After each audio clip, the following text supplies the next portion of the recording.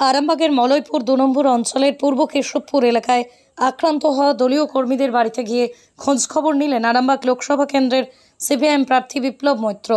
বাড়ির সদস্যদের সাথে কথা বলেছেন তিনি। উল্লেখ্য, গতকাল রাতেই পূর্ব কেশবপুর গ্রামে সিপিআইএমের বেশ কয়েকজন কর্মীর বাড়িতে ঢুকে মারধর ও ভাঙচুর করার অভিযোগ উঠেছিল তৃণমূল আশ্রিত দুষ্কৃতীদের বিরুদ্ধে। ঘটনায় একজন মহিলা জখম অবস্থায় হাসপাতালে ভর্তিও হয়েছিলেন। সকালের এই ঘটনার পর আজ বিকেল নাগাদ আক্রান্ত পরিবারের সদস্যদের বাড়িতে গিয়ে দেখা করেন বিপ্লব।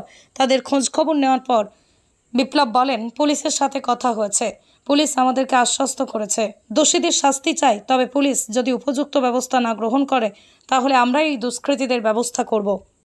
মীর রফিক এবং রামিজ রহমানের নেতৃত্বে আরামবাগ লোকসভা কেন্দ্রের অন্তর্গত মলয়পুর ২ নম্বর গ্রাম পঞ্চায়েতে কেশবপুর অঞ্চলে এইখানে এদের নেতৃত্বে ১০ থেকে ১২ জন এই তানজিমা খাতুনের ওপরে আক্রমণ চালায়, তার বাড়ির ওপরে আক্রমণ চালায়।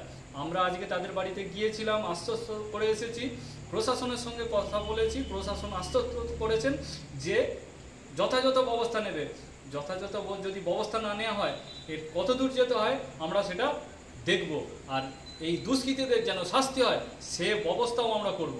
স্বাস্থ্যসাথী মান্যতাপ্রাপ্ত মাল্টি স্পেশালিস্ট ও রোগী পরিষেবার বিশ্বস্ত প্রতিষ্ঠান দেবনাথ হসপিটাল।